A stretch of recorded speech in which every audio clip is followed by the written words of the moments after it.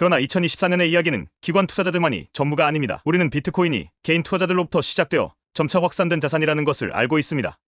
처음으로 비트코인을 매입한 것은 일반 사람들이었습니다. 하지만 꽤 놀라운 몇 가지 데이터가 있습니다. 특히 미국에서는 2023년 기준으로 미국인의 30%가 암호화폐를 보유하고 있는 것으로 추정되었습니다.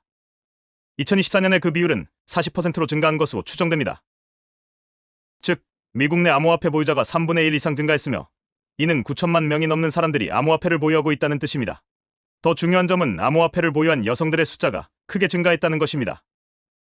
미국 여성의 암호화폐 보유 비율이 약 18%에서 30%로 상승했습니다. 즉, 미국 여성 3명 중 1명은 암호화폐를 보유하고 있다는 의미입니다. 이 추세는 계속해서 가속화되고 있습니다. 이러한 추세를 전 세계로 확대해보면 현재 5억 5천만 명 이상의 사람들이 비트코인이나 암호화폐를 보유하고 있는 것으로 추정됩니다. 제 생각에는 이 숫자는 앞으로 계속해서 증가할 것입니다. 어느 시점에서는 비트코인 보유한 사람이 10억 명을 넘어설 것입니다. 그것이 2025년에 일어날지는 확실하지 않지만 우리는 분명히 10억 명의 사용자에 도달하는 과정에 있습니다. 기관들이 비트코인을 받아들이며 가격이 올라가고 있고 개인 투자자들도 비트코인 보유량을 늘리고 있다는 점을 고려하면 개인 투자자들 또한 비트코인을 팔지 않고 있다는 사실이 중요해집니다. 최신 데이터에 따르면 현재 유통되고 있는 비트코인의 절반이 지난 2년 동안 전혀 이동하지 않았습니다. 즉, 비트코인 가격이 약 17,000달러까지 떨어졌다가 10만 달러를 넘어설 때까지 거래 가능한 비트코인의 50% 이상이 전혀 이동하지 않았으며 그 누구도 이를 매도하지 않았다는 의미입니다. 인 비트코인이 단기 투자를 목적으로 들어온 사람들, 즉 비트코인으로 빠르게 부자가 되려는 사람들을 장기 보유자로 변화시키기 때문입니다. 이런 현상은 공급량이 한정된 자산의 가치가 지속적으로 상승하는데 필수적인 요소입니다. 그리고 이는 입소문을 확산시키는 주요한 요인이 되기도 합니다.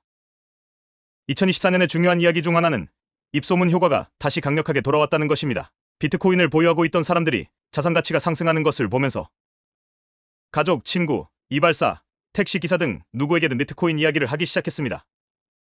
뿐만 아니라 주류 미디어도 이전과는 다른 방식으로 비트코인을 다루기 시작했습니다. 이제 더 이상 비트코인은 실패할 것이다 라는 식의 이야기가 나오지 않았습니다. 비트코인은 더 이상 조롱할 대상이 아니게 되었습니다. 오히려 비트코인은 이제 완전히 주류로 자리 잡았습니다. 스탠리 드러켄밀러, 폴 튜더 존스, 레리 핑크, 블랙록, 피델리티, 프랭클린 템플턴 등 수많은 거물들이 비트코인을 받아들이고 있는 상황에서 더 이상 비트코인을 반대하기가 어렵습니다. 그 결과 주류 미디어는 비트코인에 대해 부정적이던 태도에서 긍정적인 태도로 전환했습니다. 이제 미디어는 비트코인에 대해 신중하지만 긍정적인 시각을 가지게 되었습니다. 이러한 긍정적인 보도는 더욱 많은 입소문을 만들어냈습니다. 입소문이 확산될수록 더 많은 사람들이 미디어에서 비트코인을 다루는 것을 접하게 됩니다. 자본이 시장으로 유입되면 공급이 한정된 자산의 경우 자본이 많아질수록 가격은 계속 상승합니다. 이것이 바로 비트코인의 플라이힐 효과입니다. 비트코인은 CEO도 없고 이사회도 없으며 마케팅팀도 마케팅 예산도 없는 탈중앙화된 자산입니다.